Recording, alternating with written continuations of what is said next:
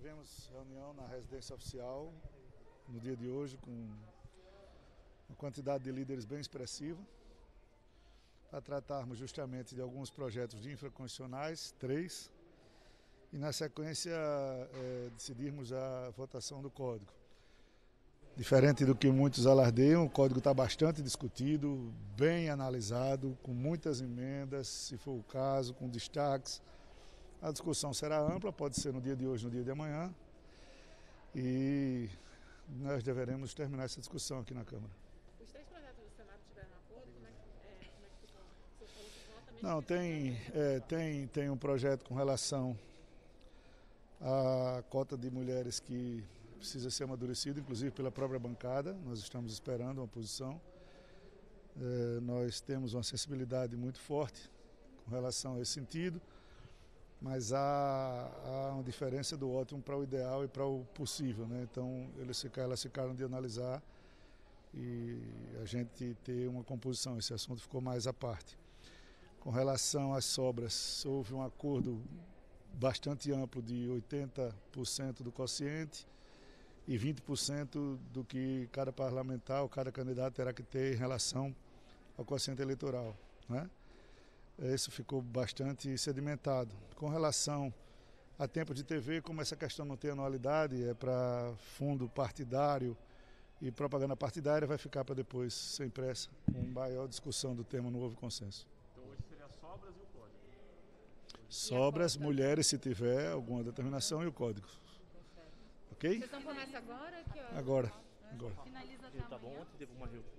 Não, aí vai depender do ritmo da votação, né? De como vai andar. Mas a nossa vontade é fazer ela bem pausada, com todo o debate, para que, se tiver alguma dúvida, que muitas vezes a legislação era tão ampla, com tantas leis, que muitos artigos que já existem há 10, 15, 20 anos, às vezes causa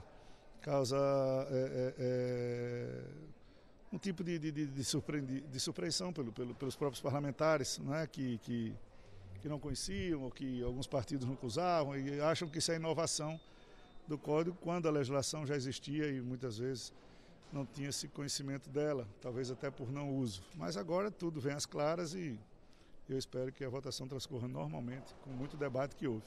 Uma reunião ontem, deputado, sobre a bancada, sobre o que poderia ser de apoiar um pedido de impeachment ou não, que seria a forma de Não houve na nossa bancada, não. Não sei nem de que reunião foi essa. Não. O Partido Progressista não teve reunião para tratar desse assunto, não. Pelo menos que eu saiba. Não, que eu saiba, não. Obrigado. Ontem ficou acertado que nós iríamos começar pelos PLs, né? E eu deixei bem claro que, se tivesse acordo para os 3, iriam os 3, senão nós votaríamos o que tivesse e passaríamos para o código. O presidente ministro Fux ontem falou de crime de responsabilidade do presidente da República. Isso aí é uma análise que o Supremo teve da fala. Existem outras análises, nós vamos esperar para ver os acontecimentos, mas, a princípio, a assessoria jurídica está observando a fala na íntegra, né? Já temos alguns posicionamentos que falam que decisões inconstitucionais não seriam cumpridas. Ninguém é obrigado a cumprir decisão inconstitucional. Qual é a decisão correta da justiça? Lógico que todos nós temos a obrigação de cumprir, né? A decisão de justiça já se diz, se cumpre, se contesta, se recorre, mas se cumpre. E só uma pergunta sobre, semana que vem retoma então a pauta econômica, né? Então a administrativa deve sair da comissão especial, né? Como que fica assim, administrativa e CBS, que é o que falta de tributária para votar? Não, são coisas independentes, né? Nós estamos cumprindo com muita tranquilidade o script ao qual nos dispomos, né? Nós fizemos essa... É importante que fique claro, tudo que está sendo votado na Câmara foi pauta das nossas propostas de eleição. Nós dissemos que iríamos discutir as reformas tributárias, as reformas administrativas, as pautas econômicas. Muitos projetos que destravam a economia e a infraestrutura para o Brasil foram aprovados pela Câmara, muitas privatizações foram votadas pela Câmara. Então, nós estamos só dando sequência. Eu espero que os deputados, apesar de tudo que aconteceu, mantenham esse ímpeto, esse ânimo reformista como a Câmara tem. A comissão especial da PEC 32, ela será votada no dia 14 ou 15, sem obstrução, né? Nós demos esse prazo. Aparentemente não há críticas com relação ao que eu disse que nós íamos preservar, que era o direito adquirido, estabilidade para os atuais, nenhuma supressão de nenhum direito. Então o redesenho é importante que a Câmara discuta, que o Senado também discuta, para que a gente faça uma perspectiva de Estado mais leve. A CBS, ela é independente, ela tem suas repercussões. O relator já vem trabalhando há mais tempo do que o relator do imposto de renda teve. E agora nós vamos começar a sentar para ver o que é o texto, quais são as demandas e fazer sempre o que for mais adequado para o país, né? Muitas vezes, e algumas críticas foram feitas com relação à reforma do imposto de renda. Olha que isso é um tema muito sensível. Nós não sairíamos nunca com um tema desse com unanimidade. É uma reforma que ela foi feita no conceito certo.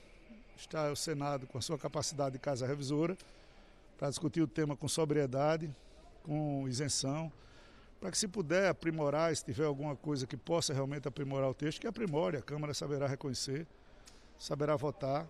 Algumas correções podem ser e devem ser feitas, se for o caso, mas eu penso que a discussão foi ampla e era um tema que era bastante sensível, se procurou um conceito médio, que era desonerar as empresas, pagar menos imposto quem ganha menos e realmente se onerar quem ganha mais, e no Brasil sempre paga muito pouco ou nada. E diante desse cenário, a PEC dos precatórios pode ganhar alguma força? Ela está andando normalmente na casa, não no prazo que o governo queria, que era o prazo do orçamento, mas o orçamento já previu os precatórios, não é? Ela deve ter sua aprovação na CCJ e vai seguir para a comissão especial, no ritmo normal. Nós esperamos, e esse assunto se obstaculou um pouco pelas falas do 7 de setembro, né? Todos nós sabemos o quanto isso causou. Nós estávamos numa boa construção com o STF para que o CNJ pudesse, junto com o Parlamento, regular essa questão dos precatórios, que eu reputo uma das mais importantes do Brasil hoje. Qualquer saída que apareça como milagrosa nesse momento, ela não será digna de se observar com retidão. Por quê? Porque muitas saídas estão entendendo e atendendo alguns interesses que não estão claros nessa questão de precatório. Então nós não podemos simplesmente refutar o teto para precatório e aplicar o teto para um auxílio emergencial ou um programa novo. Não seria justo. Então, já que nós temos a regra do teto, que precisamos de reformas ainda para completar o tripé da regra do teto de gastos, é um assunto que a gente vai ter que continuar debatendo e a PEC pode ser uma saída. Com relação a outras discussões, sempre é bom voltar à discussão que o Congresso poderia fazer com relação a teto, que tanta gente reclama, é de se discutir de novo a desindexação e desoneração do orçamento. Então, enquanto esse assunto não for tratado com muito debate, com vontade de mudar esse jogo no Congresso Nacional, nós vamos ficar reféns dessas leis que impõem realmente dificuldades tanto de investimentos quanto de teto de gastos. O senhor ainda vê espaço no Supremo para negociar a volta à PEC dos precatórios ou as falas acabaram de falar? Não, nossa obrigação sempre é conversar, né? Sempre procurar acordos que sejam razoáveis, que sejam amplos, que sejam feitos em favor do Brasil. O 7 de setembro ficou, eu queria mais uma vez aqui parabenizar a população brasileira que foi para as ruas, mais uma vez de maneira muito ordeira. Se colocava e se contestava muito essa possibilidade, mas eu sempre falava, e às vezes foi até mal interpretado quando dizia não vai haver nada, e pegaram esse pedaço da frase para dizer que não ia haver nada. Não, houve muita coisa. Eu até dizia, tomara que ela seja muito grande, ordeira, pacífica.